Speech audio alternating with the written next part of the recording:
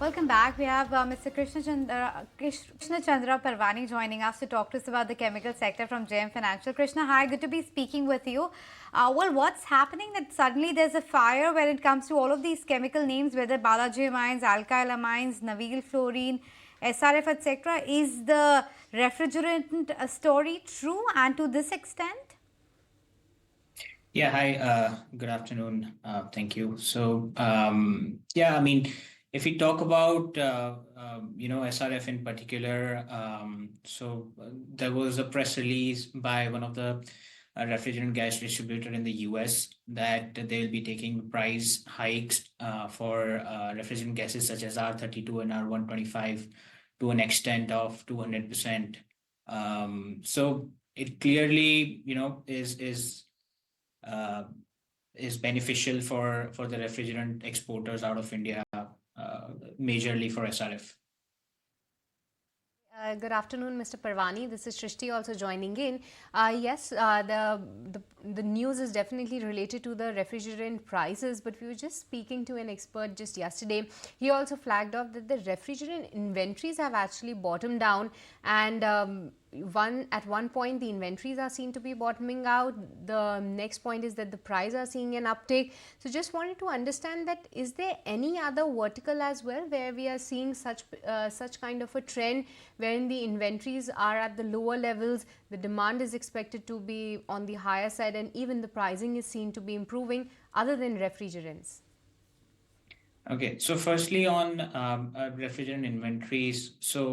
Yes, to an extent, refrigerant inventories seems to have been bottoming out because the Kigali Amendment started in January 2024. It's almost a year now, and the prices ideally should have ref gas prices ideally should have risen in CY24, but we did not see that, and it is expected to rise in CY25 because of the bottoming out of inventory and demand supply mismatch.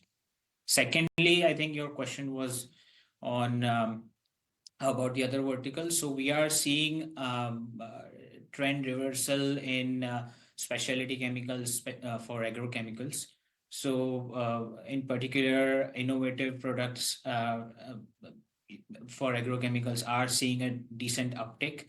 So that's one area, and also to an extent, generic agrochemicals are also seeing an uptick, while certain other areas such as polymer additives or to a certain extent certain FMCG chemicals have seen a muted demand in the quarter gone by.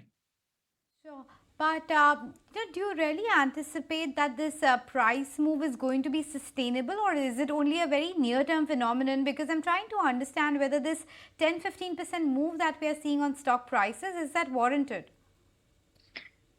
In particular, refrigerant gas prices, so the press release clearly indicates that this will not go down from here on, and it also is related to the demand supply mismatch because the developed nations would not be would have already cut down the production by now.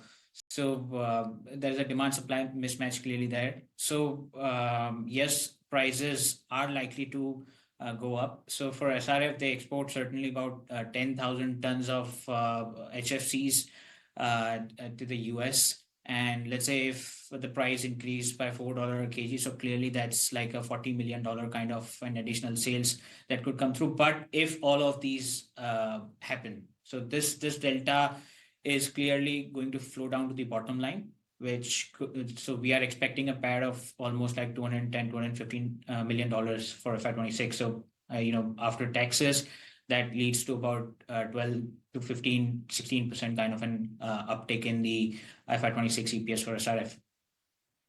Right, but Mr. Parwani, since given the commentary from some of these global chemical players as well in the last 2 quarters, that has seen to be a little bit cautious, and the markets also forecasted for a muted growth. But given that we are just about to enter the earnings season, so just wanted to understand from you that how crucial the commentary will be from all these chemical players, and any particular area that you are keenly watching out for when it comes to the commentary. particularly for the Indian export players. So the commentary to watch out would be how the inventory situation is for the agrochemicals.